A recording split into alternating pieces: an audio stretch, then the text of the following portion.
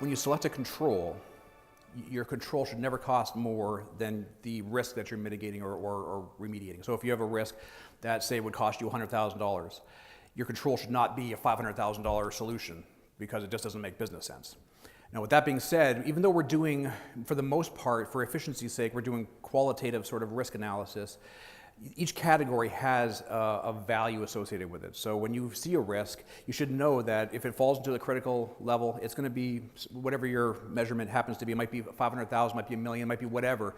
But a risk assessment is what you can use to basically, I wouldn't say scare, but to get the business to take notice of the needs that are present in your company and open up the purse strings a little bit and get a budget. The budget should address the risk specifically. So if you have a risk assessment done, whether you do it internally or you have somebody come in and do it, you need to then develop control objectives. And those control objectives will usually be correspond with controls that you put in place, whether that's policies, whether that's processes, whether that's technology of some sort.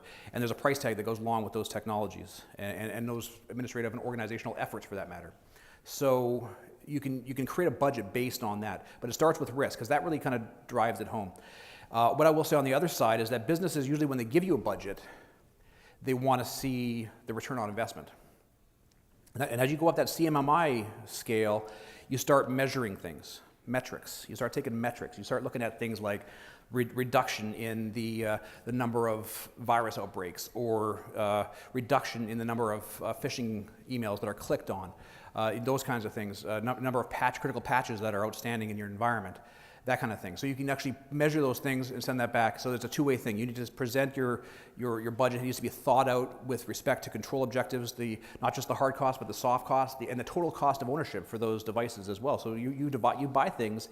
It's not just a one-time cost. You have maintenance costs that are going to follow that technology along for years to come. So you got to incorporate those, and usually every year your budget will increase by 20% for new investment, but you have to also be able to provide evidence of that return on investment, if you will.